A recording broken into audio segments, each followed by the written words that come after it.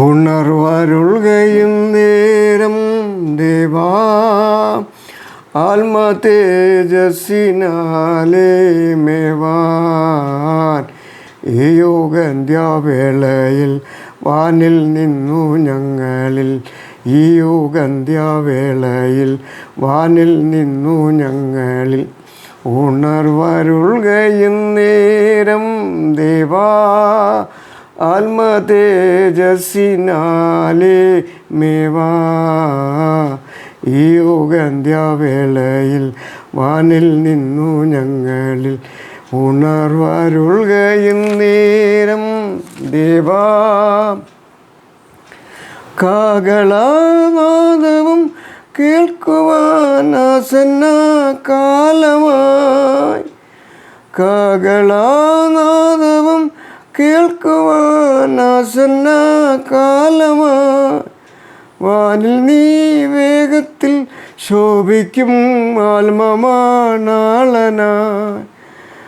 നിൻവരവിൽ ലക്ഷ്യങ്ങൾ എങ്ങുമേ കാണും ഞങ്ങൾ ഒരുക്കിയിടണമേ സ്വർഗദാതാ ഈ യുഗന്ത്യവേളയിൽ വാനിൽ നിന്നു ഞങ്ങളിൽ ഉണർവരുൾകയും നേരം ദേവാ ആത്മ തേജസ്സിനാലേ മേവാ ഈ യുഗന്ത്യവേളയിൽ വാനിൽ നിന്നു ഞങ്ങളിൽ ഉണർവരുൾകയും നേരം ദേവാ. Praise the Lord. അല്പനേരം ചിന്തയ്ക്കായിട്ട് നമുക്കൊരു വചനം ചിന്തിക്കാൻ ആഗ്രഹിക്കുകയാണ്. അതിനായി ഒരു വചനം വായിക്കുന്നു. എസ്തേറിൻ്റെ പുസ്തകം 4-ാം അധ്യായം അതിൻ്റെ 13 മുതൽ 17 വരെയുള്ള വാക്യങ്ങൾ വായിക്കാൻ ആഗ്രഹിക്കുകയാണ്. 13 മുതൽ 17 വരെ. നീ രാജധാനിയിൽ ഇരിക്കിയാൽ എല്ലാ യഹൂദന്മാരിലും മറ്റ് രക്ഷപ്പെട്ടു കൊള്ളാമെന്ന് നീ വിചാരിക്കേണ്ട. നീ ഈ സമയത്ത് മിണ്ടായിരുന്നാൽ യഹൂദന്മാർക്ക് മറ്റൊരു സ്ഥലത്ത് നിന്ന് ഉദ്ധാരണവും രക്ഷയും ഉണ്ടാകും. എന്നാൽ നീ നിൻ്റെ പിതൃഭവനവും നശിച്ചു പോകും. ഇങ്ങനെയുള്ളൊരു കാലത്തിനായിട്ടല്ലോ നീ രാജസ്ഥാനത്ത് വന്നിരിക്കുന്നത്. ആർക്കറിയാം? അതിന് എസ്തേർ മൊർദെഖായിയോട് മറുപടി പറയാൻ കൽപ്പിച്ചത്, നീ ചെന്ന് ശൂശനിലുള്ള എല്ലാ യഹൂദന്മാരെ ഒന്നിച്ചു കൂട്ടി നിങ്ങൾ 3 ദിവസം രാവും പകലും തിന്നുകയോ കുടിക്കുകയോ ചെയ്യാതെ എനിക്ക് വേണ്ടി ഉപവസിപ്പിൻ. ഞാനും എൻ്റെ ബാല്യക്കാലത്തിലും അങ്ങനെ തന്നെ ഉപവസിക്കും. പിന്നെ ഞാൻ നിയമപ്രകാരം അല്ലെങ്കിലും രാജാവിൻ്റെ അടുക്കൽ ചെല്ലും. ഞാൻ നശിക്കുന്നുവെങ്കിൽ നശിക്കട്ടെ. അങ്ങനെ മൊർദെഖായി എന്ന് എസ്തേർ കൽപ്പിച്ചതുപോലെ ഒക്കെയും ചെയ്തു. Praise the Lord. ദൈവത്തിൻ്റെ കരങ്ങളിലേക്ക് ഏൽപ്പിക്കുന്നു. ദൈവം നമ്മളോട് സംസാരിക്കാൻ നമ്മൾ പ്രാർത്ഥനയോടെ ആയിരിക്കാം. ഇതിൻ്റെ എസ്തേറിൻ്റെ പുസ്തകം 4-13-17 വാക്യങ്ങൾ വായിക്കുമ്പോൾ അവിടെ എസ്തേർ രാജയ്ക്ക് ഉണ്ടാകുന്ന ഒരു ആത്മഭാരത്തെക്കുറിച്ച് നമുക്ക് മനസ്സിലാക്കുവാൻ കഴിയും. അതിൻ്റെ പശ്ചാത്തലങ്ങൾ നമ്മൾക്കറിയാം. ഈ ഭാഗങ്ങൾ വായിച്ചു നോക്കുമ്പോൾ നമുക്കത് മനസ്സിലാക്കുക. എസ്തേർ രാജ്ഞി വളരെ സുഖത്തോടും സന്തോഷത്തോടും രാജധാനിയിൽ പ്രധാന രാജ്ഞിയായി വാഴുകയാണ്. അപ്പോൾ അവരുടെ ആത്മാവിൽ കുത്തുന്ന ചില വാക്കുകളാണ് മൊർദെഖായിയുടെ വായിൽ നിന്നും വരുന്നത്. എസ്തേറിന് തൻ്റെ ജനത്തെക്കുറിച്ചും ദൈവജനമായ ഇസ്രായേൽ ജനത്തെക്കുറിച്ചും വളരെ ഭാരമുണ്ട്. അവൾക്ക് ഒന്നും ചെയ്യാൻ വയ്യാത്ത അവസ്ഥയാണ്. രാജാവ് അവൾക്ക് രാജധാനിയിൽ ചെല്ലുവാൻ സമയം കൽപ്പിച്ചിട്ടുണ്ട്. അവൾക്ക് തോന്നുമ്പോഴൊക്കെയും കയറി ചെല്ലുവാൻ പറ്റുന്നില്ല. ജീവൻ പോകുന്ന കാര്യമാണ്. മൊർദെഖായിയാണ് അവൾക്ക് ഈ സ്ഥാനം കിട്ടാൻ കാരണമായത്. ഇതിൻ്റെ 2-7 വായിക്കുമ്പോൾ അവൾ തൻ്റെ ചിറ്റപ്പൻ്റെ മകളായിരുന്നു. അമ്മയപ്പന്മാർ ഇല്ലാത്തതുകൊണ്ട് മൊർദെഖായി ആണ് അവളെ വളർത്തിയത്. ഈ യുവതി വളരെ സുന്ദരിയായിരുന്നു. അപ്പനും അമ്മയും മരിച്ച ശേഷം മൊർദെഖായി അവളെ തനിക്ക് മകളായി എടുത്തു. അവൾക്ക് രാജധാനിയിൽ കയറാനുള്ള ഭാഗ്യവും അവളുടെ ജീവിതത്തിൽ കിട്ടിയ എല്ലാ സൗഭാഗ്യങ്ങൾക്കും നന്മയ്ക്കും കാരണം മൊർദെഖായിയാണ്. എന്നാൽ 4-14 പറയുകയാണ്, മൊർദെഖായി അവളെ കുറ്റപ്പെടുത്തുകയാണ്. അവളോട് വളരെ കഠിനമായി സംസാരിക്കുന്നു. മൊർദെഖായിക്ക് അത് പറയുവാനുള്ള അവകാശമുണ്ട്.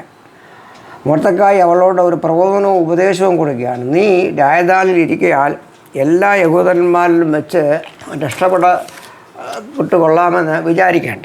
ഈ സമയത്ത് നീ മിണ്ടാതിരുന്നാൽ യഹൂദന്മാർക്ക് മറ്റൊരു സ്ഥലത്ത് നിന്ന് ഉദ്ധാരണവും രക്ഷയും ഉണ്ടാകും.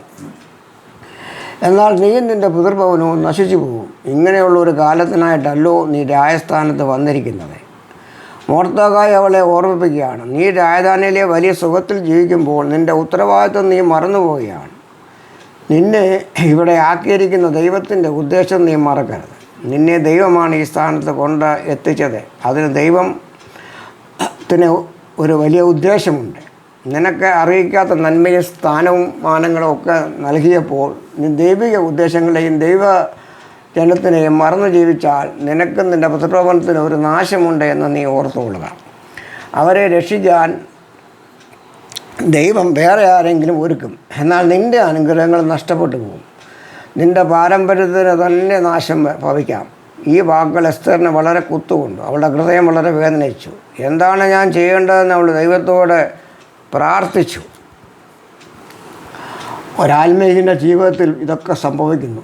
പലപ്പോഴും ദൈവം നമ്മെ ആക്കി വച്ചിരിക്കുന്ന സ്ഥാനവും പദവിയും ഒക്കെ മറന്ന് നമ്മുടെ തിരഞ്ഞെടുപ്പും വിളിയും ശ്രദ്ധിക്കാതെ ജീവിതമായി അങ്ങനെ നമ്മൾ മുന്നോട്ട് പോകാറുണ്ട്. അപ്പോൾ എന്താണ് സംഭവിക്കുന്നത്? ദൈവം ആഗ്രഹിക്കുന്ന കാര്യങ്ങൾ, അതായത് അനേകരെ വീണ്ടെടുക്കുവാൻ നമ്മളെ ദൈവം ഉപയോഗിക്കാൻ ആഗ്രഹിക്കുന്നു. നാം മനസ്സരായി ജീവിക്കുമ്പോൾ ദൈവത്തിൻ്റെ പദ്ധതികൾ പൂർത്തീകരണത്തിനായി ദൈവം മറ്റാരെങ്കിലും ഉപയോഗിക്കും. അതിനാൽ നമ്മുടെ അനുഗ്രഹങ്ങളെല്ലാം നഷ്ടപ്പെടും. ഈ സാഹചര്യങ്ങളിലെത്തുമ്പോൾ ദൈവത്തിന് മുമ്പാകെ നമ്മൾ മുട്ടുകുത്തുക, പ്രാർത്ഥിക്കുക, ഉപവസിക്കുക. എസ്തർ രാജ്ഞി ചെയ്തതുപോലെ നമ്മുടെ കുറവുകളെ മനസ്സിലാക്കി ദൈവത്തിൻ്റെ കരങ്ങളിലേക്ക് ഏൽപ്പിക്കുമ്പോൾ എന്താണ് അവിടെ ചെയ്യേണ്ടതെന്ന് ദൈവം ആലോചന പറഞ്ഞത് നമ്മളെ അവൻ വഴി നടത്തും.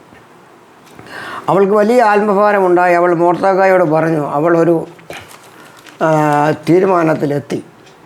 ഇതിനു വേണ്ടി ഉപവാസവും പ്രാർത്ഥനയുമാണ് അവൾ പറഞ്ഞ് ഈ ശൂഷനിലുള്ള എല്ലാ യഹൂദന്മാരെയും ഒന്നിച്ചു കൂട്ടി 3 ദിവസം രാവും പകലും തിന്നുകയോ കുടിക്കുകയോ ചെയ്യാതെ എനിക്ക് വേണ്ടി ഉപവസിപ്പി. ഞാനും എൻ്റെ ബാല്യക്കാര്യത്തുകളും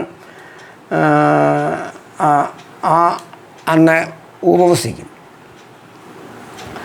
അവൾ തന്നെയല്ല അവളുടെ ഉപവസിക്കാൻ തയ്യാറായത്. അവളുടെ ബാല്യക്കാര്യത്തുകളെയും കൂട്ടി ഉപവസിപ്പാൻ തയ്യാറാവുകയാണ് അവൾ അവിടെ ചെയ്തത്. എന്നാൽ അവൾ അവിടെ പറയുകയാണ്, ഉപവാസത്തിന് ശേഷം ഞാൻ നിയമപ്രകാരമല്ലെങ്കിലും രാജാവിൻ്റെ അടുക്കൽ ചെല്ലും. ഞാൻ നശിക്കുന്നുവെങ്കിൽ നശിക്കട്ടെ. നിയമപ്രകാരമല്ല രാജാവിൻ്റെ അടുക്കൽ ചെല്ലുന്നുവെങ്കിൽ അവൾ ശിക്ഷ അനുഭവിക്കേണ്ടതായി വരും. എന്നാൽ അവൾക്ക് ഭയമില്ല. ദൈവജനത്തിനു വേണ്ടി അവൾ അതിനും തയ്യാറാവുകയാണ്. ഞാൻ നശിച്ചാലും വേണ്ടില്ല, എൻ്റെ ജനമായ യഹൂദ ജനത്തിന് രക്ഷ കിട്ടണം. അവൾ ഇത്രയും വലിയ രാജസ്ഥാനത്ത് ഇരിക്കുന്നവളാണെങ്കിലും നശിച്ചു പോകുന്ന ജനത്തിനു വേണ്ടി അവൾ ഉപവസിച്ച് പ്രാർത്ഥിക്കാൻ തയ്യാറാവുകയാണ്. അവളുടെ ഉത്തരവാദിത്തം അവൾ നല്ലതുപോലെ മനസ്സിലാക്കുന്നു. അവളുടെ തീരുമാനം ദൈവത്തിന് വളരെ ഇഷ്ടമായി.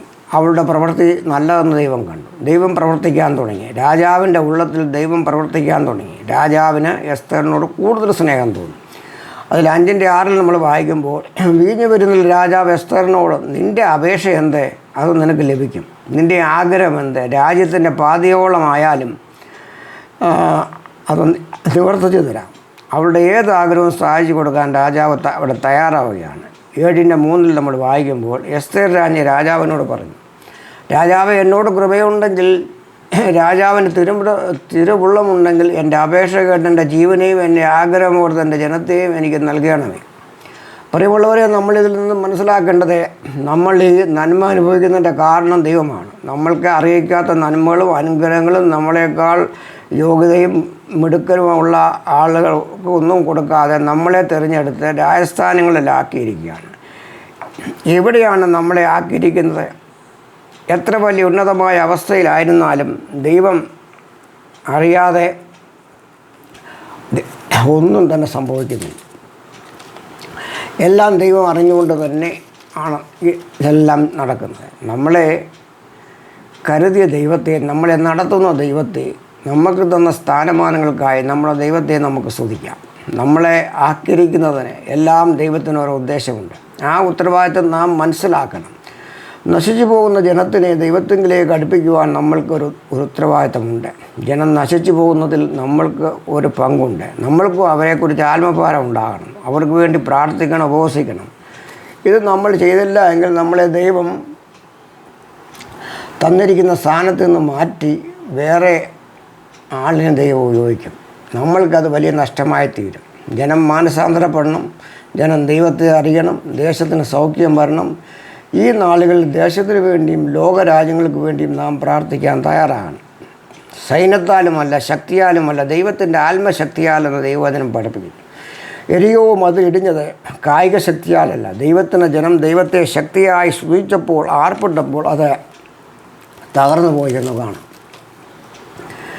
ഈ ലോകത്തിൻ്റെ ദുഷ്ടശക്തികളെ തകർക്കാൻ ദൈവത്തിൻ്റെ ആത്മശക്തിയാണ് ആവശ്യം. പൗലോസും ശീലാസും തറവറയിൽ കയ്യും കാലും കെട്ടി ആമത്തിലാക്കി.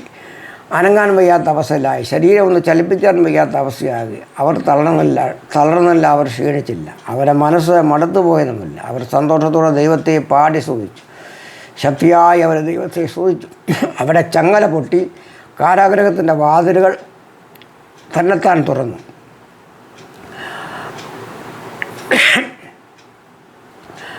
അവിടെ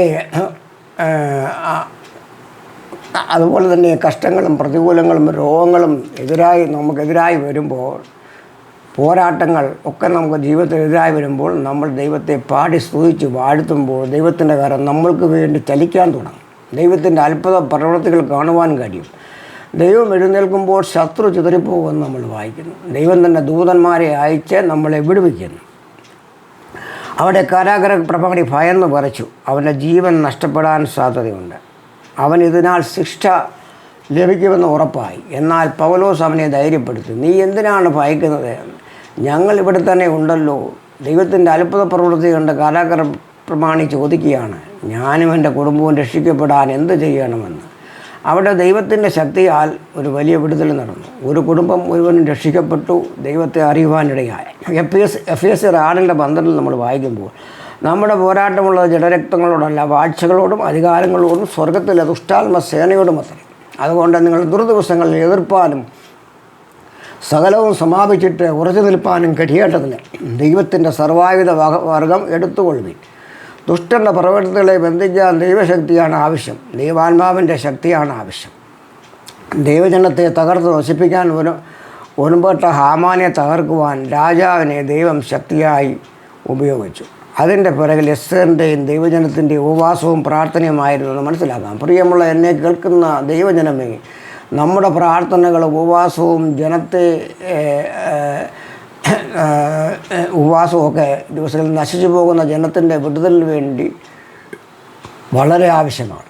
ഈ നാളുകളിൽ വളരെ അത്യാവശ്യമായിരിക്കുന്ന കാര്യങ്ങളാണിതൊക്കെ. ദൈവജനങ്ങൾ ലോകം മുഴുവൻ പീഡിപ്പിക്കപ്പെട്ടുകൊണ്ടിരിക്കുന്ന അവസരം. ദൈവദാസന്മാരെ ഇന്ത്യയിലും വിവിധ സ്റ്റേറ്റുകളിലും പല രാജ്യങ്ങളിലൊക്കെ ഉപദ്രവിച്ചുകൊണ്ടിരിക്കുമ്പോൾ, അവരെ നശിപ്പിക്കാൻ ദുഷ്ടശക്തികൾ ശക്തിയോടെ പ്രവർത്തിക്കുമ്പോൾ നമ്മൾക്ക് അടങ്ങിയിരിക്കാൻ കഴിയുമോ?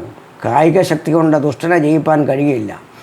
ഈ ദിനങ്ങളിൽ നമ്മളെ ആക്കിയിരിക്കുന്ന സ്ഥാനങ്ങളുടെ ഉത്തരവാദിത്വം മനസ്സിലാക്കി അനുതാപത്തോടെ, കരുത്തിലോടെ, ഉപവാസത്തോടെ, പ്രാർത്ഥനയോടെ ദൈവജനം ഉണരട്ടെ. യുദ്ധം യഹോവയ്ക്കുള്ളത്. നമ്മുടെ ദൈവം ദുഷ്ടൻ്റെ എല്ലാ പ്രവൃത്തികളെയും ബന്ധിച്ച് ലോകത്തിലുള്ള എല്ലാ ദൈവജനത്തെയും രക്ഷിക്കാൻ അതിനായി രാജസ്ഥാനത്തിരുന്ന എസ്തറിനെ ഉപയോഗിക്കുമെങ്കിൽ നമ്മളെയും ദൈവം ഈ ദിവസങ്ങളിൽ ഉപയോഗിക്കും. ഓരോരുത്തരും അതിനായി തയ്യാറാകട്ടെ. അതിനായി ദൈവകരങ്ങളിലേക്ക് സമർപ്പിക്കാം, പ്രാർത്ഥിക്കാം. ദൈവം അനുഗ്രഹിക്കട്ടെ. വചനങ്ങളാൽ ദൈവം അനുഗ്രഹം പ്രാർത്ഥിച്ചുകൊണ്ട് നിർത്തുന്നു. ആമേൻ.